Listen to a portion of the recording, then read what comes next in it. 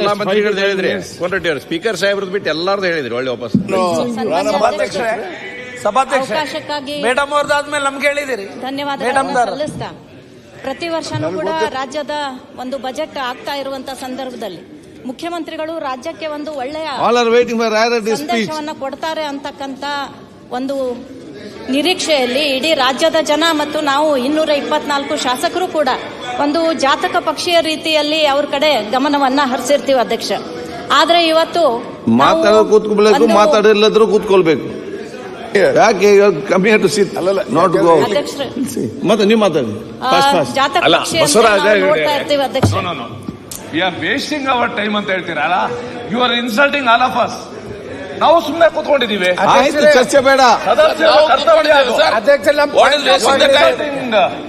ನಮ್ಗೆ point of ನೀವೇ financial adviser, ನೀವು ಮಾತಾಡೋದು ಅಪಮಾನ ಮಾಡ್ತಾ ಇದ್ದಾರೆ. ಅದು ಪಾಯಿಂಟ್ ಆಫ್ ಆರ್ಡರ್. ಬಜೆಟ್ಗೆ ಫೈನಾನ್ಷಿಯಲ್ ಅಡ್ವೈಸರ್ ಯಾಕೆ ಚರ್ಚೆ ಮಾಡಿ ಫಾಸ್ಟ್ ಮುಗಿಸಿ ಅಧ್ಯಕ್ಷರೇ ನೋಡಿ. ಇಲ್ಲ ಈ ಬಜೆಟ್ ರಾಯರೆಡ್ಡಿ ಅವರು ಬಹಳಷ್ಟು ಮಾಹಿತಿ ಎಲ್ಲ ಕೊಡ್ಲಿಕ್ಕಿದೆ. ನಮ್ ಕೂಡ ಏನಾಗಿದೆ, ನಿನ್ನೆ ರಾತ್ರಿ ಬಹುಶಃ 10:30 ಗಂಟೆ 10:45 ತನಕ ಇವರೆಲ್ಲರೂ ಕೂಡ ಕಾದಿದ್ರು ಇದರಲ್ಲಿ. ನಮ್ಮಲ್ಲಿ ಕೋನರೆಡ್ಡಿ ಮಾತ್ರ ನಿನ್ನೆ ನೈಟ್ ಅದನ್ನು ಕಂಟಿನ್ಯೂ ಅವ್ರು ಮಾಡ್ತಾರೆ, ಕಾದು ಕೂತ್ಕೊಂಡಿದ್ರು. ನೀವು ನಾಳೆ ಬೆಳಿಗ್ಗೆ ಬನ್ನಿ ಫಸ್ಟಿಗೆ, ಅದೇ ನಿಮಗೆ ಫಸ್ಟ್ ಚಾನ್ಸ್ ಕೊಡ್ತಾನೆ ಮಾತನ್ನು ನಾನು ಕೊಟ್ಟಿದ್ದೆ. ಕೋನರೆಡ್ಡಿ ಕೂಡ ಬಂದು ಕೇಳಿಲ್ಲ, ನೀವು ಬೆಳಿಗ್ಗೆ ಮಾತಾಡಿ 10:30 ಗಂಟೆ ಕೊಡ್ತೇನೆ ಅಂತ ಹೇಳಿದ್ದೇನೆ ಇದರಲ್ಲಿ. ಸೊ ನಿನ್ನೆ ಕೊಟ್ಟ ಮಾತನ್ನು ನಾನು ಅವ್ರಿಗೆ ಸ್ವಲ್ಪ ಉಳಿಸಬೇಕು ಕೆಲಸ ಆಗ್ತದೆ. ನಿನ್ನೆ ಹೇಳಿದಾಗೆ ಯಾರು ಬೇಗ ಬೇಗ ಕೂಡ ಇವತ್ತು ಬಂದಿದ್ದಾರೆ. ಸೊ ಎಲ್ಲ ಆ ಕಡೆಗೆ ಬ್ಯಾಲೆನ್ಸ್ ಬಂದು ವ್ಯವಸ್ಥೆ ಮಾಡುವ. ಟೈಮ್ ಇಲ್ದು ನೀವು ಟೈಮಿಂಗ್ ನನಗೂ ಹೇಳಿದ್ರಿ, ಮಾತಾಡಿ. ಹಾಗಾಗಿ ಈ ಒಂದು ನಿರೀಕ್ಷೆ ಇವತ್ತು ಹುಸಿಯಾಗಿದೆ. ಕರಾವಳಿ ಜಿಲ್ಲೆಯ ಯಾಕಂದ್ರೆ 3 ಜನ ಶಾಸಕರ ಟೈಮ್ ಅನ್ನೆಲ್ಲ ಕೂಡ 30 ನಿಮಿಷ ಇವತ್ತು ತಗೊಂಡಿದ್ದಾನೆ. ಯಾರು? ವೇದವ್ಯಾಸ್ ಕಾಮತ್. ಎಲ್ಲಾ ವಿಷಯ ಹೇಳಿದ, ಇನ್ನು ಹೊಸದು ನಿಮ್ಗೆ ಹೇಳಲಿಕ್ಕಿಲ್ಲ. ಮಾತಾಡಿ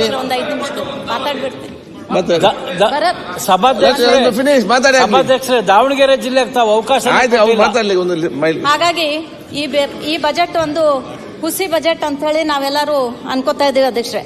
ಯಾಕಂದ್ರೆ ಒಂದು ಬಜೆಟ್ ಮಂಡನೆ ಆದಾಗ ರೈತರಿರ್ಬೋದು, ಕೃಷಿ ಇರ್ಬೋದು, ಯುವಕರು ಇರ್ಬೋದು, ಮಹಿಳೆಯರಿರ್ಬೋದು, ನೀರಾವರಿ, ಆರೋಗ್ಯ, ಮೂಲಭೂತ ಸೌಕರ್ಯ, ಶಿಕ್ಷಣ ಮತ್ತು ಎಲ್ಲ ರೀತಿಯ ಸಮಾನತೆಯನ್ನು ಒಳಗೊಂಡಂತ ಎಲ್ಲ ಸೇವೆಗಳು ಜನರ ತನಕ ಮುಟ್ಟುವಂತ ರೀತಿಯಲ್ಲಿ ಒಂದು ಬಜೆಟ್ ನಲ್ಲಿ ನಾವು ಮಾಡಬೇಕಾಗ್ತದೆ ಅಧ್ಯಕ್ಷ. ಆದ್ರೆ ಇಲ್ಲಿ ನೋಡಿದಾಗ ಬಹಳಷ್ಟು ಅವಶ್ಯಕತೆ ಇರತಕ್ಕಂತ ನೊಂದಂತ ಅನೇಕ ಕ್ಷೇತ್ರಗಳನ್ನ ನಾವಿಲ್ಲಿ ಬಿಟ್ಟಿರೋದನ್ನ ನಾವಿಲ್ಲಿ ನೋಡ್ತೀವಿ ಅಧ್ಯಕ್ಷ. ಈ ಒಂದು ಬಜೆಟ್ ಅನ್ನ ಬಗ್ಗೆ ಮಾತಾಡ್ಬೇಕಾದ್ರೆ ಶರಣರ ಬಸವಣ್ಣವ್ರ ಒಂದು ವಚನ ನೆನಪಾಗ್ತದೆ ಅಧ್ಯಕ್ಷ. ಕಾಗೆ ಒಂದು ಅಗುಳ ಕಂಡಡೆ ಕೂಗಿ ಕರೆಯದೆ ತನ್ನ ಬಳಗನೆಲ್ಲವ ಅಂತ ಹೇಳ್ತಾರೆ. ಕೋಳಿ ಒಂದು ಕುಟುಕ ಕಂಡಡೆ ಕೂಗಿ ಕರೆಯದೆ ತನ್ನ ಕುಲವನ್ನೆಲ್ಲವ ಅಂತ ಹೇಳ್ತಾರೆ. ಶಿವಭಕ್ತನಾದೊಡೆ ಶಿವ ಪಥವನ್ನು ಅರಿಯದಿದ್ದಡೆ ಆ ಕಾಗೆ ಕೋಳಿಗಳಿಗಿಂತ ಕರಕಷ್ಟ ಕಾಣ ರಾಮನಾಥ ಅಂತ ಹೇಳಿ ಶರಣರು ಹೇಳ್ತಾರೆ ಅಧ್ಯಕ್ಷ. ಹೀಗಾಗಿ ಇವತ್ತಿನ ಬಜೆಟ್ ಅನ್ನ ನೋಡಿದಾಗ ಒಂದು ಕಣ್ಣಿಗೆ ಬೆಣ್ಣೆ, ಒಂದು ಕಣ್ಣಿಗೆ ಸುಣ್ಣ ಹಚ್ಚಿದ ರೀತಿಯಲ್ಲಿ ನಮಗೆ ಅನ್ನಿಸ್ತದ ಅಧ್ಯಕ್ಷ. ಯಾಕಂದ್ರೆ ಇವತ್ತು ಈ ಬಜೆಟ್ ಸಾಲ ಮಾಡಿ ಕರ್ನಾಟಕದ ಅಭಿವೃದ್ಧಿಗೋಸ್ಕರ ಸಾಲ ಮಾಡಿರ್ಬೋದು, ಅದೇ ತರ ಅಸೆಟ್ ನಿರ್ಮಾಣ ಇರ್ಬೋದು, SC/ST ಫಂಡ್ ಡೈವರ್ಟ್ ಆಗಿರೋದಿರ್ಬೋದು, ಎಲ್ಲಾನು ಕೂಡ ನಮ್ಮ ವಿರೋಧ ಪಕ್ಷದ ನಾಯಕರು ಸವಿಸ್ತಾರವಾಗಿ ಹೇಳಿದ್ದಾರೆ ಅಧ್ಯಕ್ಷ. ಹಾಗಾಗಿ ಬಿಟ್ಟು ಹೋದಂತ ಸಂಗತಿಗಳನ್ನ ನಾನು ತಮ್ಮ ಗಮನಕ್ಕೆ ತಂದು ಮುಖ್ಯಮಂತ್ರಿಯವರ ಗಮನವನ್ನ ಸೆಳೆಯುವಂತಹ ಪ್ರಯತ್ನವನ್ನ ಮಾಡ್ತಾ ಇದ್ದೀನಿ ಅಧ್ಯಕ್ಷ. ಇವತ್ತು ನಾವು ಒಲಿಂಪಿಕ್ಸ್ ಅಂತಕ್ಕಂಥದ್ದನ್ನ ಎಲ್ಲರೂ ಕೂಡ ಕೇಳಿದೀವಿ. ಸ್ಪೆಷಲ್ ಪ್ಯಾರಾ ಒಲಿಂಪಿಕ್ ಅನ್ನೋದನ್ನು ಕೂಡ ನಾವೆಲ್ಲರೂ ಕೇಳಿದ್ದೀವಿ. ಒಲಿಂಪಿಕ್ ಅಂದ್ರೆ ನಾರ್ಮಲ್ ಕ್ರೀಡಾಪಟುಗಳು ಆಡ್ತಕ್ಕಂಥ ಒಂದು ಕ್ರೀಡೆಗಳು. ಪ್ಯಾರಾ ಒಲಿಂಪಿಕ್ ಅಂದಾಗ ದೈಹಿಕವಾಗಿ ಅಂಗವೈಕಲ್ಯತೆ ಇರತಕ್ಕಂಥ ಮಕ್ಕಳು ಆಡ್ತಕ್ಕಂಥ ಕ್ರೀಡೆಗಳು. ಆದ್ರೆ ಇವತ್ತು ಸ್ಪೆಷಲ್ ಒಲಿಂಪಿಕ್ ಅಂತಕ್ಕಂಥದ್ದು ನಮ್ಮ ಯಾರ ಗಮನಕ್ಕೂ ಕೂಡ ಇಲ್ಲ ಅಧ್ಯಕ್ಷ. ಯಾಕೆ ನಾನು ಇದನ್ನ ಹೇಳ್ತಾ ಇದ್ದೀನಿ ಅಂತಂದ್ರೆ, ಸ್ಪೆಷಲ್ ಒಲಿಂಪಿಕ್ ನಲ್ಲಿ ಭಾಗವಹಿಸ್ತಕ್ಕಂಥ ಮಕ್ಕಳು ಅವು ಬುದ್ಧಿಮಾಂದ್ಯ ಮಕ್ಕಳು ಇರ್ತಾರೆ ಅಧ್ಯಕ್ಷ. ಹಾಗಾಗಿ ಇವತ್ತು ಸಮಾಜದ ಮುಖ್ಯವಾಹಿನಿಗೆ ಆ ಮಕ್ಕಳು ಕೂಡ ಬರಬೇಕು. ಆ ಮಕ್ಕಳ ತಂದೆ ತಾಯಿಯರಿಗೆ ಒಂದು ಗೌರವ ಸಿಗಬೇಕು, ಅವರಿಗೆ ಒಂದು ಧೈರ್ಯ ತುಂಬಬೇಕು, ಆ ಮಕ್ಕಳಿಗೆ ಸಹಾಯ ಮಾಡಬೇಕು ಅಂತಂದ್ರೆ ಇವತ್ತು ಸರ್ಕಾರ ಅದರ ಕಡೆ ಗಮನ ಹರಿಸುವಂತ ಒಂದು ಕಾರ್ಯವನ್ನ ಮಾಡಬೇಕು ಅಧ್ಯಕ್ಷ. ಯಾಕಂದ್ರೆ ನಮ್ಮ ದೇಶದಲ್ಲಿ ಸ್ಪೆಷಲ್ ಒಲಿಂಪಿಕ್ ಭಾರತವನ್ನ ಡಾಕ್ಟರ್ ಮಲ್ಲಿಕಾ ನಡ್ಡಾಜಿಯವರ ನೇತೃತ್ವದಲ್ಲಿ ಕಳೆದ 7 ವರ್ಷಗಳಿಂದ ಮಾಡ್ತಾ ಇದೀವಿ ಅಧ್ಯಕ್ಷ. ಇವತ್ತು ನಾನು ಕೂಡ ಕರ್ನಾಟಕ ಚಾಪ್ಟರ್ನ ಸ್ಪೆಷಲ್ ಒಲಿಂಪಿಕ್ ಅಧ್ಯಕ್ಷೆಯಾಗಿ ನನಗೆ ಬಹಳಷ್ಟು ಅಭಿಮಾನ ಆಗ್ತದೆ ಅಧ್ಯಕ್ಷ. ಮೊನ್ನೆ ತಾನೇ 2 ದಿನಗಳ ಹಿಂದೆ ಇಟಲಿಯಲ್ಲಿ ನಡೆದಂತ ವಿಂಟರ್ ಸ್ಪೆಷಲ್ ಒಲಿಂಪಿಕ್ ಗೇಮ್ನಲ್ಲಿ ನಮ್ಮ ಭಾರತದ 33 ಕ್ರೀಡಾಪಟುಗಳು ನಮ್ಮ ಭಾರತಕ್ಕೆ ಚಿನ್ನದ, ಬೆಳ್ಳಿಯ ಮತ್ತು ಕಂಚಿನ ಪದಕಗಳನ್ನ ತಂದಿದ್ದಾರೆ ಅಧ್ಯಕ್ಷ. ಎಷ್ಟು ಅಭಿಮಾನ ಅನ್ನಿಸ್ತದಂದ್ರೆ, ನಾರ್ಮಲ್ ಮಕ್ಕಳು ಮಾಡಬಹುದು, ದೈಹಿಕ ಅಂಗವೈಕಲ್ಯತೆ ಇರ್ತಕ್ಕಂಥ ಮಕ್ಕಳು ಮಾಡಬಹುದು, ಆದ್ರೆ ಇಂಥ ಮೆಂಟಲಿ ರಿಟಾರ್ಡೆಡ್ ಮಕ್ಕಳನ್ನ ಅಷ್ಟು ದೂರ ಒಯ್ದು ಅವರಿಗೆ ಈ ಭಾಗವಹಿಸಬೇಕು ಅಂತಂದ್ರೆ ಬಹಳ ಕಷ್ಟಪಡುವಂತಹ ಒಂದು ಪ್ರಮೇಯ ಇರ್ತದೆ ಅಧ್ಯಕ್ಷ. ಹಾಗಾಗಿ ನಾನು ಒಬ್ಬ ವಿಶೇಷ ಮಗುವಿನ ತಾಯಿಯಾಗಿ, ಒಬ್ಬ ಪಾಲಕರು ಅಂಥ ಮಕ್ಕಳಿದ್ದಾಗ ಏನ್ ನೋವನ್ನು ಅನುಭವಿಸ್ತಾರೆ ಅಂತಕ್ಕದ್ದನ್ನ ನಾನು ಕೂಡ ಅನುಭವಿಸಿದ್ದೇನೆ ಅಧ್ಯಕ್ಷ. ಮತ್ತು 2023ರಲ್ಲಿ ಬರ್ಲಿನ್ನಲ್ಲಿ ನಡೀತಕ್ಕಂಥ ಸ್ಪೆಷಲ್ ಒಲಿಂಪಿಕ್ನಲ್ಲಿ ನಮ್ಮ ಕರ್ನಾಟಕದ ಮಕ್ಕಳು ಸುಮಾರು 25ಕ್ಕಿಂತ ಹೆಚ್ಚು ಪದಕಗಳನ್ನ ತಂದಿದ್ದಾರೆ ಅಂತ ಹೇಳೋದಕ್ಕೂ ಕೂಡ ನಾನು ಅಭಿಮಾನ ಪಡ್ತೀನಿ ಅಧ್ಯಕ್ಷ. ಇಟಲಿಯಲ್ಲಿ ನಡೆದಂತ ಈ ಒಂದು ಕ್ರೀಡೆಗಳಲ್ಲಿ ಸನ್ಮಾನ್ಯ ಪ್ರಧಾನಮಂತ್ರಿಗಳು ಕೂಡ ಅವರನ್ನ ಸ್ವಾಗತ ಮಾಡಿ ಅವರಿಗೆ ಅಭಿನಂದನೆಗಳನ್ನು ಸಲ್ಲಿಸಿದ್ದಾರೆ ಅಧ್ಯಕ್ಷ. ಮತ್ತು ಇದು ಕೇಂದ್ರ ಸರ್ಕಾರದಲ್ಲಿ ಮಹಿಳಾ ಮತ್ತು ಮಕ್ಕಳ ಕಲ್ಯಾಣ ಇಲಾಖೆ ಮತ್ತು ಕ್ರೀಡೆ ಮತ್ತು ಯುವಜನ ಕಲ್ಯಾಣ ಇಲಾಖೆಯಲ್ಲಿ ಈ ಒಂದು ಸ್ಪೆಷಲ್ ಒಲಿಂಪಿಕ್ ಭಾರತನ್ನ ಅವರು ಡಿಪಾರ್ಟ್ಮೆಂಟ್ ಅಲ್ಲಿ ಅಳವಡಿಕೆ ಮಾಡಿಕೊಂಡಿದ್ದಾರೆ ಅಧ್ಯಕ್ಷ. ಹಾಗಾಗಿ ಇವತ್ತು ನಾನು ಕಳಕಳಿಯಿಂದ ಕೇಳ್ಕೊತಾ ಇದ್ದೀನಿ, ಇವರು ಬಹಳಷ್ಟು ನೊಂದಂತ ಪಾಲಕರು, ಬಹಳಷ್ಟು ನೊಂದಂತ ಮಕ್ಕಳು, ಇಂಥವರಿಗೆ ಪ್ರಮುಖ ವಾಹಿನಿಗೆ ತರಬೇಕು ಅಂತಂದ್ರೆ ನಾನಿವತ್ತು ತಮ್ಮ ಮೂಲಕ ಸನ್ಮಾನ್ಯ ಮುಖ್ಯಮಂತ್ರಿಗಳು ಉತ್ತರವನ್ನ ಕೊಡಬೇಕಾದ್ರೆ ಇದರ ಬಗ್ಗೆ ಅವರು ಒಂದು ಬೆಳಕನ್ನ ಚೆಲ್ಲಬೇಕು ಅಂತ ಹೇಳಿ ವಿನಂತಿಯನ್ನ ಮಾಡ್ಕೋತಾ ಇದ್ದೀನಿ ಅಧ್ಯಕ್ಷೆ. ಅದರ ಜೊತೆಗೆ ಒಂದು ಈಗಾಗಲೇ ಎಲ್ಲರೂ ಹೇಳಿದ್ರು, URW, MRW ಮತ್ತು VRWಗಳಿಗೆ ನಮ್ಮ ಸರ್ಕಾರ ಇದ್ದಂಥ ಒಂದು ಸಮಯದಲ್ಲಿ ನಾವು 3,000ರಿಂದ 6,000ವರೆಗೆ ಅವರಿಗೆ ಒಂದು ಗೌರವಧನವನ್ನ ಹೆಚ್ಚಳ ಮಾಡಿದ್ವಿ ಅಧ್ಯಕ್ಷ. ಹಾಗೆ ಸ್ಪೆಷಲ್ ಒಲಿಂಪಿಕ್ನಲ್ಲಿ ಗೆದ್ದಂತ ಮಕ್ಕಳಿಗೆ ನಾವು ಸರ್ಕಾರದಿಂದ ಅವರಿಗೆ ಅಭಿನಂದನೆಗಳನ್ನು ಸಲ್ಲಿಸುವಂಥದ್ದು, ಅವರಿಗೂ ಕೂಡ ಗೌರವಧನವನ್ನು ಕೊಡುವಂಥದ್ದು ಈ ಕರ್ನಾಟಕದಲ್ಲೂ ಕೂಡ ಆಗಬೇಕು ಅಂತಕ್ಕಂಥ ಮಾತನ್ನ ನಾನು ಹೇಳೋದಕ್ಕೆ ಬಯಸ್ತೀನಿ ಅಧ್ಯಕ್ಷ. ಇಂಥ ಮಕ್ಕಳನ್ನ ರೆಡಿ ಮಾಡಬೇಕಾದ್ರೆ ಟೀಚರ್ಸ್ ಜವಾಬ್ದಾರಿ ಬಹಳ ದೊಡ್ಡದಿದೆ ಅಧ್ಯಕ್ಷ. ಹಾಗಾಗಿ ಕೋಚ್ಗಳನ್ನು ಕೂಡ ನಾವು ಮೋಟಿವೇಟ್ ಮಾಡಬೇಕು ಅಂತಂದ್ರೆ ಸರ್ಕಾರದ ವತಿಯಿಂದ ಅವ್ರಿಗೂ ಕೂಡ ಸ್ವಲ್ಪ ಸಹಾಯಧನವನ್ನ ನಾವು ಮಾಡಬೇಕು. ಆದ್ರೆ ಆ ಟೈಮಲ್ಲಿ ಅವರು ಇನ್ನೂ ಹೆಚ್ಚಿನ ಒಂದು ಹುರುಪಿನಿಂದ ಕೆಲಸ ಮಾಡ್ತಾರೆ ಅಂತಕ್ಕಂಥ ಮಾತನ್ನು ಹೇಳೋದಕ್ಕೆ ಬಯಸ್ತೀನಿ ಅಧ್ಯಕ್ಷೆ. ಅದರ ಜೊತೆಗೆ ಇವತ್ತು ನಮ್ಮ ಕಂದಾಯ ಸಚಿವರು ಇಲ್ಲಿ ಇಲ್ಲ ಅಧ್ಯಕ್ಷೆ. ಕರ್ನಾಟಕ ರಾಜ್ಯ ಸಬ್ ರಿಜಿಸ್ಟ್ರಾರ್ ಹಾಗೂ ರಿಜಿಸ್ಟ್ರಾರ್ ಕಚೇರಿಗಳಲ್ಲಿ ಕಾರ್ಯನಿರ್ವಹಿಸತಕ್ಕಂಥ ಡಾಟಾ ಎಂಟ್ರಿ ಆಪರೇಟರ್ಗಳು ಅಧ್ಯಕ್ಷ, ಇವರ ಒಂದು ಕರ್ತವ್ಯ ಬಹಳಷ್ಟು ದೊಡ್ಡದಾಗಿದೆ ಅಧ್ಯಕ್ಷ. ಇವರು ಯಾರು ಕೂಡ ಪರ್ಮನೆಂಟ್ ಆಗಿಲ್ಲ, ಇವ್ರನ್ನೆಲ್ಲಾನು ಕೂಡ ಕಾಂಟ್ರಾಕ್ಟ್ ಬೇಸ್ ಮೇಲೆ ತಗೊಂಡು ಸುಮಾರು 10-15 ವರ್ಷಗಳಿಂದ ಅಲ್ಲಿ ಕೆಲಸ ಮಾಡ್ತಾ ಇದ್ದಾರೆ ಅಧ್ಯಕ್ಷ. ಆದ್ರೆ ಕಂದಾಯ ಇಲಾಖೆಯಲ್ಲಿ ಇವರು ಮಾಡತಕ್ಕಂತ ಸೇವೆ ಇವ್ರು ಇರ್ಲಿಲ್ಲ ಅಂತಂದ್ರೆ ಅಲ್ಲಿ ಯಾವ ಕೆಲಸನೂ ಮುಂದಕ್ಕೆ ಹೋಗಲ್ಲ ಅಧ್ಯಕ್ಷ. ಹಾಗಾಗಿ ನಾನು ತಮ್ಮ ಮೂಲಕ ಕಂದಾಯ ಸಚಿವರಲ್ಲೂ ಕೂಡ ವಿನಂತಿ ಮಾಡ್ತೇನೆ, ಇವರನ್ನ ಒಂದು ಪರ್ಮನೆಂಟ್ ಮಾಡಿ ಇವರನ್ನ ತೆಗೆಯುವಂಥದ್ದಾಗ್ಲಿ ಅಥವಾ ಇವರನ್ನ ಮತ್ತು ಇವರ ಪೇಮೆಂಟ್ ಕೂಡ ಪಗಾರ ಕೂಡ 3-4 ತಿಂಗಳಿಂದ ಆಗಿಲ್ಲ ಅಧ್ಯಕ್ಷ, ಗೌರವಧನ ಕೂಡ ಬಂದಿಲ್ಲ. ಹಾಗಾಗಿ ತುಂಬಾ ಸಂಕಷ್ಟದಲ್ಲಿದ್ದಂತಹ ಈ ಡಾಟಾ ಎಂಟ್ರಿ ಆಪರೇಟರ್ಗಳಿಗೂ ಕೂಡ ನ್ಯಾಯವನ್ನ ಒದಗಿಸುವಂತಹ ನಿಟ್ಟಿನಲ್ಲಿ ಈ ಸರ್ಕಾರ ಯೋಚನೆ ಮಾಡಬೇಕು ಅನ್ನೋದನ್ನ ಹೇಳ್ತಾ ಇದ್ದೀನಿ ಅಧ್ಯಕ್ಷ. ಅದೇ ರೀತಿಯಾಗಿ ಮಹಿಳೆಯರನ್ನ ತಗೊಂಡಾಗ ಮಹಿಳೆಯರ ಬಗ್ಗೆ ನಾನು ಮಾತಾಡಬೇಕು ಅಂತಂದ್ರೆ ಹೆಣ್ಣು ಹೆಣ್ಣಲ್ಲ, ಹೆಣ್ಣು ರಕ್ಕಸಿ ಅಲ್ಲ, ಹೆಣ್ಣು ಸಾಕ್ಷಾತ್ ಕಪಿಲ ಸಿದ್ಧ ಮಲ್ಲಿಕಾರ್ಜುನ ಅಂತ ಹೇಳಿ ಶರಣರು ಹೇಳ್ತಾರೆ ಅಧ್ಯಕ್ಷ. ಹೆಣ್ಣು ಮಕ್ಕಳು ನಮ್ಮ ರಾಜ್ಯದ 50% ಮಹಿಳಾ ಜನಸಂಖ್ಯೆ ಇರುವಂತವರಿಗೆ ನಾವು ಸಹಾಯವನ್ನ ಮಾಡಿದ್ದೇವೆ, ಗ್ಯಾರಂಟಿ ಯೋಜನೆಯನ್ನ ಕೊಟ್ಟಿದ್ದೇವೆ ಅಂತ ಹೇಳಿ ಸರ್ಕಾರ ಸಮರ್ಥನೆ ಮಾಡ್ಕೊಳ್ಳುವಂತ ನಿಟ್ಟಿನಲ್ಲಿ ಅದನ್ನ ಸ್ವಾಗತ ಮಾಡ್ಕೋತೀನಿ ಅಧ್ಯಕ್ಷ. ಆದ್ರೆ ಬರೀ ಕೇವಲ 2,000 ಕೊಡೋದಕ್ಕಿಂತ ಆ ಮಹಿಳೆಯರಿಗೆ ಶೂನ್ಯ ಬಡ್ಡಿ ದರದಲ್ಲಿ ಸಾಲ ಕೊಡೋದ್ರ ಮುಖಾಂತರ ಅಥವಾ ಅವರಿಗೆ ಸಬ್ಸಿಡಿ ಕೊಡುವಂತಹ ಮುಖಾಂತರವಾಗಿ ಅವರಿಗೆ ತಮ್ಮ ಕಾಲ ಮೇಲೆ ತಾವು ನಿಲ್ಲುವಂತಹ ಯೋಜನೆಗಳನ್ನ ನಾವು ತಂದಾಗ ಮಾತ್ರ ಅದು ನಿಜವಾದ ಅರ್ಥದಲ್ಲಿ ಇಂಪ್ಲಿಮೆಂಟ್ ಆಗ್ತದೆ ಅಧ್ಯಕ್ಷ. ಇವತ್ತು FMEY ಅಂತಕ್ಕಂಥ ಒಂದು ಕೇಂದ್ರ ಸರ್ಕಾರದ ಯೋಜನೆ, ಇದರಲ್ಲಿ ಕೇಂದ್ರ ಸರ್ಕಾರದಿಂದ 35% ಮತ್ತು ನಮ್ಮ ಬಿಜೆಪಿ ಸರ್ಕಾರ ಇದ್ದಾಗ ನಾವು 15%, ಹೀಗೆ 50% ಸಬ್ಸಿಡಿಯನ್ನ ನಮ್ಮ ಮಹಿಳೆಯರಿಗೆ ಉದ್ಯೋಗಕ್ಕೆ ಅನುಕೂಲ ಆಗೋ ರೀತಿಯಲ್ಲಿ ನಾವು ಕೊಡ್ತಿದ್ವಿ ಅಧ್ಯಕ್ಷ. ಆದ್ರೆ ಈ ಸರ್ಕಾರ ಬಂದ ಮೇಲೆ ಅದು 15% ಒಂದು ಸಬ್ಸಿಡಿಯನ್ನ ಕಡಿತಗೊಳಿಸಿರೋದ್ರಿಂದ ಅಲ್ಲೂ ಕೂಡ ಮಹಿಳೆಯರಿಗೆ ಅನ್ಯಾಯ ಮಾಡಿದಂಥ ಒಂದು ಸಂದರ್ಭಗಳು ಬಂದಿದ್ದಾವೆ ಅಧ್ಯಕ್ಷ. ಪಶು ಸಂಗೋಪನಾ ಯೋಜನೆಯಲ್ಲಿ ಮಹಿಳೆಯರು ಹಿತ್ತಲಲ್ಲಿ ಅವರು ಉದ್ಯೋಗವನ್ನ ಮಾಡಬೇಕು ಅಂತ ಹೇಳಿ ಕುಕ್ಕುಟ ಪಾಲನ ನಾಟಿ ಕೋಳಿ ಮರಿಗಳನ್ನ ಕೊಡ್ತಾ ಇದ್ರು ಅಧ್ಯಕ್ಷ. ಆದ್ರೆ ಇವತ್ತು ಬರೀ 1 ಕೋಟಿ ರೂಪಾಯಿಯನ್ನ ಅದಕ್ಕೆ ಅನುದಾನವನ್ನ ಇಟ್ಟಿದ್ದಾರೆ.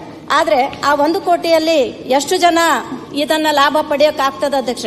ಹಾಗಾಗಿ ಅದನ್ನ 25 ಕೋಟಿಗೆ ಏರಿಸಬೇಕು ಅಂತಕ್ಕಂಥ ಒಂದು ಮನವಿಯನ್ನ ಮಾಡ್ತಾ ಇದ್ದೀನಿ ಅಧ್ಯಕ್ಷ. ಅದೇ ರೀತಿಯಾಗಿ ನಮ್ಮ ಮಹಿಳೆಯರಿಗೆ ಮಹರ್ಷಿ ವಾಲ್ಮೀಕಿ ಪರಿಶಿಷ್ಟ ಪಂಗಡಗಳ ಅಭಿವೃದ್ಧಿ ನಿಗಮದಿಂದ ಮಹಿಳಾ ಸ್ವಸಹಾಯ ಸಂಘಗಳಿಗೆ ನಾವು ಸಾಲವನ್ನ ವಿತರಣೆ ಮಾಡ್ತಿದ್ವಿ ಅಧ್ಯಕ್ಷ. ಕೇವಲ ಈ ಸಾಲದಲ್ಲಿ 2023-24ರಲ್ಲಿ 190 ಮಹಿಳೆಯರು ಮಾತ್ರ ಇದರಲ್ಲಿ ಫಲಾನುಭವಿಗಳಿದ್ದಾರೆ ಅಂತಕ್ಕಂಥ ಮಾಹಿತಿ ಇದೆ ಅಧ್ಯಕ್ಷ. ಹಾಗಾದ್ರೆ ಈ ಒಂದು ಸಾಲವನ್ನ ಸುಮಾರು ಹೆಚ್ಚಿಗೆ ಮಾಡಿ ಇಲ್ಲಿ ಅನೇಕ ಮಹಿಳೆಯರು, ಇನ್ನೂ ಕೂಡ ಹೆಚ್ಚಿನ ಮಹಿಳೆಯರು ಇದರ ಲಾಭವನ್ನ ಪಡ್ಕೊಂಡ್ರೆ ಅವರು ಸ್ವಾಭಿಮಾನದ ಬದುಕನ್ನ ತಮ್ಮ ಜೀವನದಲ್ಲಿ ಬದುಕ್ತಾರೆ ಅಂತಕ್ಕಂಥ ಮಾತನ್ನ ನಾನು ಹೇಳೋದಕ್ಕೆ ಬಯಸ್ತೀನಿ ಅಧ್ಯಕ್ಷ. ಮಹಿಳಾ ಮತ್ತು ಮಕ್ಕಳ ಇಲಾಖೆಯಲ್ಲಿ ಮಹಿಳಾ ಅಭಿವೃದ್ಧಿ ನಿಗಮ ಬಹಳ ಇಂಪಾರ್ಟೆಂಟ್ ಅಧ್ಯಕ್ಷ. ನಮ್ಮ ಸರ್ಕಾರ ಇದ್ದಾಗ ಈ ಅಭಿವೃದ್ಧಿ ನಿಗಮದಿಂದ ಬಹಳಷ್ಟು ಹೆಣ್ಣು ಮಕ್ಕಳಿಗೆ ನಾವು ಬೇರೆ ಬೇರೆ ಸಾಲದ ಮುಖಾಂತರ ಅವರಿಗೆ ಹೆಲ್ಪ್ ಅನ್ನ ಮಾಡ್ತಿದ್ವಿ ಅಧ್ಯಕ್ಷ. ಆದ್ರೆ ಇವತ್ತು ಈ ಒಂದು ದೇವದಾಸಿ ಯೋಜನೆ, ಈ ದೇವದಾಸಿ ಚೇತನ ಯೋಜನೆ, ದೇವದಾಸಿಯರು ಲೈಂಗಿಕ ಕಾರ್ಯಕರ್ತೆಯರಾಗಿ ಅವರು ಸಮಾಜದಲ್ಲಿ ಬಹಳಷ್ಟು ನೊಂದಿರ್ತಾರೆ ಅಧ್ಯಕ್ಷ. ಅವರಿಗೆ ನಾವು ಸರ್ಕಾರದ ವತಿಯಿಂದ ಸಾಲದ ಮುಖಾಂತರ ಅವರಿಗೆ ಹೆಲ್ಪ್ ಅನ್ನ ಮಾಡಿದಾಗ ಅವರು ತಮ್ಮ ಜೀವನವನ್ನ ಒಳ್ಳೆ ರೀತಿಯಿಂದ ನಡೆಸೋದಿಕ್ಕೆ ಸಾಧ್ಯ ಆಗ್ತದೆ. ಆದ್ರೆ ಇಲ್ಲಿ ಸುಮಾರಾಗಿ 2023-24ರ ಆಯವ್ಯಯದಲ್ಲಿ 537.20 ಲಕ್ಷ ಈ ಒಂದು ಇಂಥ ಮಹಿಳೆಯರಿಗೆ ಒಂದು ಆಯವ್ಯಯದಲ್ಲಿ ಅನುದಾನ ಇಡಲಾಗಿತ್ತು ಅಧ್ಯಕ್ಷ. ಆದ್ರೆ ಇವತ್ತಿನ ದಿನವನ್ನ ನೋಡಿದಾಗ ಸುಮಾರು 5.55 ಕೋಟಿ ರೂಪಾಯಿ. ಆದ್ರೆ ಈ ವರ್ಷ 25-26ರಲ್ಲಿ ಸುಮಾರು 4.34 ಕೋಟಿ ಮಾತ್ರ ಇಲ್ಲಿ ಇಡಲಾಗಿದೆ ಅಧ್ಯಕ್ಷ. ಸುಮಾರು ಇದರಲ್ಲಿ 1.2 ಕೋಟಿ ರೂಪಾಯಿಗಳ ಕಡಿತ ಆಗಿದೆ ಅಧ್ಯಕ್ಷ. ಹಾಗಾದ್ರೆ ಅದಕ್ಕೆ ನಾನು ಹೇಳಿರೋದು 1 ಕಣ್ಣಿಗೆ ಸುಣ್ಣ 1 ಕಣ್ಣಿಗೆ ಬೆಣ್ಣೆ ಅಂತ ಹೇಳಿ 2,000 ರೂಪಾಯಿ ಗ್ಯಾರಂಟಿಯಲ್ಲಿ ಕೊಡ್ತೀವಿ ಅಂತ ಹೇಳಿ ಇಂಥ ಯೋಜನೆಗಳನ್ನ ನಾವು ಕಟ್ ಮಾಡಿದ್ರೆ ನಿಜವಾಗ್ಲೂ ಕೂಡ ನಮ್ಮ ಕರ್ನಾಟಕದ ಮಹಿಳೆಯರಿಗೆ ಅನ್ಯಾಯ ಆಗ್ತಾ ಇದೆ ಅಂತಕ್ಕಂಥದ್ದನ್ನ ನಾನು ಹೇಳೋದಕ್ಕೆ ಬಯಸ್ತೀನಿ ಅಧ್ಯಕ್ಷ. ಅದೇ ರೀತಿಯಲ್ಲಿ ಕರ್ನಾಟಕ ರಾಜ್ಯ ಮಹಿಳಾ ಅಭಿವೃದ್ಧಿ ನಿಗಮದಲ್ಲಿ ಸುಮಾರು KSFC ಇಂದ ನಾವು ಸಾಲಗಳನ್ನ ಮಹಿಳೆಯರಿಗೆ ಕೊಟ್ಟು ಸುಮಾರು 5 ವರ್ಷಗಳವರೆಗೆ ಅವರಿಗೆ ಒಂದು ಮರುಪಾವತಿ ಮಾಡುವಂತ ಅವಕಾಶವನ್ನು ಕೊಡ್ತಿದ್ವಿ ಅಧ್ಯಕ್ಷ. ಆದ್ರೆ ಇವತ್ತು ಕರ್ನಾಟಕ ರಾಜ್ಯ ಹಣಕಾಸು ಸಂಸ್ಥೆ ಮೂಲಕ ಮಹಿಳೆಯರಿಗೆ ಬಡ್ಡಿ ಸಹಾಯಧನಕ್ಕೆ ಅನುದಾನನೇ ಒದಗಿಸಿಲ್ಲ ಅಧ್ಯಕ್ಷ. ಹಾಗಾಗಿ ಈ ಅನುದಾನ ಕೂಡ ಮೊಟಕುಗೊಳಿಸಿ ಮತ್ತೆ ಗ್ಯಾರಂಟಿಯ ನಿಮಿತ್ತವನ್ನ ಇಂದಿನ ಸರ್ಕಾರ ಮತ್ತು ಇಂದಿನ ಬಜೆಟ್ ನಲ್ಲಿ ಹೇಳ್ತಾ ಇರೋದನ್ನ ನಾವು ನೋಡ್ತಾ ಇದ್ದೀವಿ ಅಧ್ಯಕ್ಷ. ಹಾಗಾಗಿ ಈ ಯಾವುದೂ ಕೂಡ ಅನುದಾನವನ್ನ ಕಟ್ ಮಾಡದೇನೆ ಗ್ಯಾರಂಟಿಗಳನ್ನು ಕೂಡ ಮುಂದುವರಿಸಬೇಕು ಅಂತ ಹೇಳಿ ಸರ್ಕಾರಕ್ಕೆ ನಾನು ಒತ್ತಾಯವನ್ನ ಮಾಡ್ತೇನೆ ಅಧ್ಯಕ್ಷ. ಆಯ್ತು ಅಧ್ಯಕ್ಷ, 2 ನಿಮಿಷ. ಅದೇ ರೀತಿ ನಮ್ಮ ಸೂಪರ್ವೈಸರ್ಗಳಿಗೆ, ನಮ್ಮಲ್ಲಿ ಏನ್ ಸೂಪರ್ವೈಸರ್ಗಳು ಅಂಗನವಾಡಿಯಲ್ಲಿ ಕಾರ್ಯವನ್ನ ಮಾಡ್ತಾ ಇದ್ದಾರೆ, ಅವರು ಎಲ್ಲಾ ಕಡೆಗೂ ಅವರು ಕ್ಲಸ್ಟರ್ ಅಲ್ಲಿ ಓಡಾಡಬೇಕಾಗ್ತದೆ ಅಧ್ಯಕ್ಷ. ಹಾಗಾಗಿ ನಮ್ಮ ಸರ್ಕಾರ ಇರ್ತಕ್ಕಂಥ ಸಂದರ್ಭದಲ್ಲಿ 50,000 ಬಡ್ಡಿ ರಹಿತ ಸಾಲವನ್ನ ಅವರಿಗೆ 2 ವೀಲರ್ ತಗೊಳ್ಳೋದಕ್ಕೆ ನಾವು ಕೊಡ್ತಾ ಇದ್ವಿ ಅಧ್ಯಕ್ಷ. ಆದ್ರೆ ಇವತ್ತು 25-26ರಲ್ಲಿ ಈ ಸರ್ಕಾರ ಯಾವುದೇ ರೀತಿಯ ಅನುದಾನವನ್ನ ಅವರಿಗೆ ಇಟ್ಟೇ ಇಲ್ಲ ಅಧ್ಯಕ್ಷರೇ. ಹಾಗಾಗಿ ಈ ಒಂದು ಸ್ಕೀಮ್ ಅನ್ನು ಕೂಡ ಬಿಟ್ಟು ಹೋಗಿದ್ದಾರೆ ಅಂತ ಹೇಳಿ ನಾನು ಹೇಳೋದಕ್ಕೆ ಬಯಸ್ತಾ ಇದ್ದೇನೆ ಅಧ್ಯಕ್ಷ. ಈ ರೀತಿಯಾಗಿ ಸುಮಾರು ಮಹಿಳಾ ಉದ್ಯಮಿಗಳಿಗೆ ಟ್ರೈನಿಂಗ್ ಕೊಡುವಂತ ಕಾರ್ಯ ಕೂಡ ನಾವು ಸರ್ಕಾರದ ವತಿಯಿಂದ ಮಾಡ್ತಾ ಇದ್ವಿ ಅಧ್ಯಕ್ಷ. ಯಾಕಂದ್ರೆ 18ರಿಂದ 45 ವರ್ಷ ವಯೋಮಿತಿ ಇರತಕ್ಕಂತ ಯುವತಿಯರಿಗೆ ಮತ್ತು ನಮ್ಮ ಮಹಿಳೆಯರಿಗೆ ಒಂದೇ ನಿಮಿಷ ಅಂತ ನಾವು ಟ್ರೈನಿಂಗ್ ಅನ್ನು ಕೊಟ್ಟಾಗ ಅವರು ಒಳ್ಳೆ ರೀತಿಯಿಂದ ಉದ್ಯೋಗಾವಕಾಶ ಕಲ್ಪಿಸಬಹುದು ಅಂತ ಹೇಳಿ. ಆದ್ರೆ ಈ ಟ್ರೈನಿಂಗ್ ಅನ್ನು ಕೂಡ 25-26ರಲ್ಲಿ ಈ ಯೋಜನೆಗೆ ಸರ್ಕಾರ ಯಾವುದೇ ಅನುದಾನ ಕೂಡ ಇಟ್ಟಿಲ್ಲ ಅಂತಕ್ಕಂಥದ್ದನ್ನ ತಮ್ಮ ಗಮನವನ್ನ ಸೆಳಿತೇನೆ ಅಧ್ಯಕ್ಷ. ಅದೇ ರೀತಿ ಬಹಳಷ್ಟು ವಿಷಯಗಳಿದಾವೆ ಅಧ್ಯಕ್ಷ. ಆದ್ರೆ ಸಮಯದ ಕೊರತೆ ಇರೋದ್ರಿಂದ ಲಾಸ್ಟ್ ಒಂದನ್ನ ಹೇಳಿ ನಾನು ಮುಗಿಸ್ತಾ ಇದ್ದೇನೆ ಅಧ್ಯಕ್ಷ. ಈ ಒಂದು ಕಾನೂನು ಸುವ್ಯವಸ್ಥೆಯನ್ನ ನೋಡಿದಾಗ ಸುಮಾರು ಕಡೆಗಳಲ್ಲಿ ಹೆಣ್ಮಕ್ಳ ಮೇಲೆ ಬಹಳಷ್ಟು ಅನ್ಯಾಯಗಳಾಗಿದ್ದಾವೆ ಅಧ್ಯಕ್ಷ. 21 ವರ್ಷದ ಯುವತಿ ಮೇಲೆ ಸಾಮೂಹಿಕ ಒಂದು ಅತ್ಯಾಚಾರ ಕಾರ್ಕಳ ತಾಲೂಕಿನ ರಂಗನಪಲ್ಕೆಯಲ್ಲಿ ಆಗಿದೆ ಅಧ್ಯಕ್ಷ. ಹಿಂದೂ ಅಮಾಯಕ ಹೆಣ್ಣು ಮಗಳ ಸಾಮೂಹಿಕ ಅತ್ಯಾಚಾರ, ಇದು ಕೂಡ ಡ್ರಗ್ ಮಾಫಿಯಾ ಪ್ರಧಾನ ರೂವಾರಿ ಅಲ್ತಾಫ್ ಎಂಬಾತ್ನಿಂದ ಆಗಿರುವಂತಹ ಒಂದು ವಿಷಯವನ್ನ ನೋಡ್ತೀವಿ ಅಧ್ಯಕ್ಷ. ಹೀಗೆ 2013ರಿಂದ 23ರವರೆಗೆ ಬೆಂಗಳೂರಿನಲ್ಲಿ ಒಟ್ಟು 1322 ಅತ್ಯಾಚಾರ ಪ್ರಕರಣಗಳು ದಾಖಲಾಗಿರೋದನ್ನ ನಾವು ನೋಡ್ತಾ ಇದ್ದೀವಿ ಅಧ್ಯಕ್ಷ. ಹಾಗಾದ್ರೆ ಎಷ್ಟು ಜನರಿಗೆ ಇದರ ಒಂದು ಶಿಕ್ಷೆ ಆಗಿದೆ ಅಂತ ತೆಗೆದು ನೋಡಿದಾಗ ಕೇವಲ 10 ಪ್ರಕರಣಗಳಲ್ಲಿ ಮಾತ್ರ 0.76 ಮಾತ್ರ ಒಂದು ಶಿಕ್ಷೆ ಆಗಿರೋದನ್ನ ನಾವು ಇವತ್ತು ನೋಡ್ತಾ ಇದ್ದೀವಿ ಅಧ್ಯಕ್ಷೆ. ಹಾಗಾಗಿ ನಾನು ಕಳಕಳಿಯಿಂದ ಕೇಳ್ಕೊಳ್ಳುವಂತಹದ್ದು ಸನ್ಮಾನ್ಯ ಮುಖ್ಯಮಂತ್ರಿಗಳು ಮತ್ತು ಗೃಹ ಸಚಿವರು, ಆಯ್ತು ಅಧ್ಯಕ್ಷೆ ಒಂದೇ ನಿಮಿಷ, ಗೃಹ ಸಚಿವರು ಇದರ ಕಡೆ ಗಮನ ಕೊಡಬೇಕು. ವಿಶೇಷವಾಗಿ ಹೆಣ್ಣು ಮಕ್ಕಳ ಮೇಲೆ ಮತ್ತು ಇನ್ನೊಂದು ಹೇಳ್ಬೇಕಂದ್ರೆ 2ನೇ ತರಗತಿಯ ವಿದ್ಯಾರ್ಥಿ, ಒಂದು ಮೂಕ ಮತ್ತು ಕಿವುಡು ಇರ್ತಕ್ಕಂಥ ವಿದ್ಯಾರ್ಥಿ ಮೇಲೆ ಒಂದು ಅತ್ಯಾಚಾರ ಎಸಗಿರೋದು ಕೂಡ ನಾವಿಲ್ಲಿ ನೋಡ್ತಾ ಇದ್ದೀವಿ ಅಧ್ಯಕ್ಷ.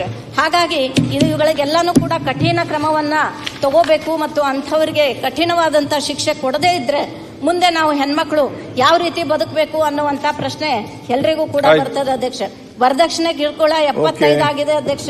ಸೈಬರ್ ಕ್ರೈಮ್ ಒಂದೇ ನಿಮಿಷ ಅಲ್ಲ, ನಮ್ಮ ಏಕೈಕ ಮಹಿಳೆ ಆಯ್ತು, ಅದು ಟೈಮ್ ಕೊಟ್ಟೆ ಕೂತ್ಕೊಳ್ಳಿ, ಬೆಲ್ಲ ಕೊಡ್ರಿ ಅವರು ಆಯ್ತು, ನೀವು ಕೂತ್ಕೊಳ್ಳಿ. ಈಗ ವರದಕ್ಷಿಣೆ ಕಿರುಕುಳದಲ್ಲಿ 75 ಮಹಿಳೆಯರು ಬಲಿಯಾಗಿದ್ದಾರೆ ಅಧ್ಯಕ್ಷ.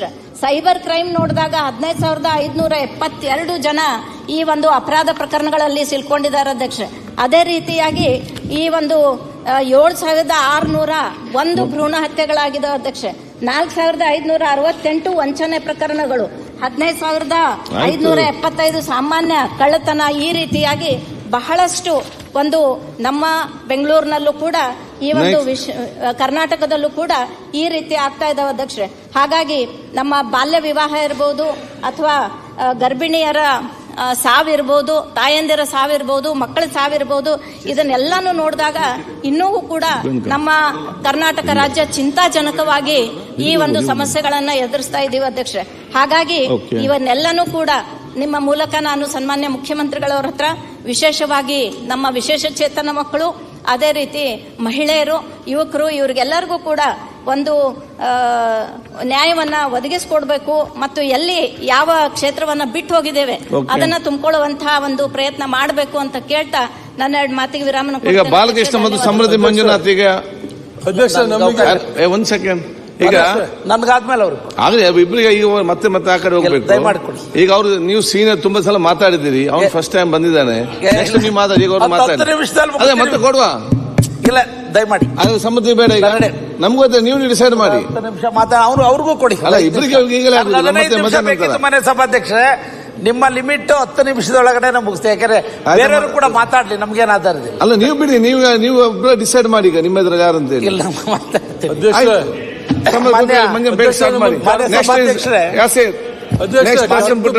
ಮಾನ್ಯ ಸಭಾಧ್ಯಕ್ಷರೇ, ಆಯವ್ಯಯ ಮತ್ತು ಬೇಡಿಕೆಗಳ ಮೇಲೆ ಚರ್ಚೆಗೆ ಅವಕಾಶ ಮುಗಿಸಿ. ಧನ್ಯವಾದಗಳು. ಮಾನ್ಯ ಮುಖ್ಯಮಂತ್ರಿಗಳು 2025-26ನೇ ಸಾಲಿನ ರಾಜಸ್ವ ಸ್ವೀಕೃತಿ, ರಾಜ್ಯ ಮತ್ತು ಕೇಂದ್ರ ಸರ್ಕಾರದ ಸ್ವೀಕೃತಿ ಒಳಗೊಂಡಂತೆ 1,16,000 ಕೋಟಿಗಳ ಸಾಲವನ್ನೊಳಗೊಂಡಂತೆ 4,08,647 ಕೋಟಿ ನಿಜದ ಬಜೆಟ್ ಅನ್ನು ಮಂಡನೆ ಮಾಡಿದ್ದಾರೆ ಮಾನ್ಯ ಸಭಾಧ್ಯಕ್ಷರೇ. ಅದ್ರ ಜೊತೆಯಲ್ಲಿ 7,64,655 ಕೋಟಿಗಳು ರಾಜ್ಯದ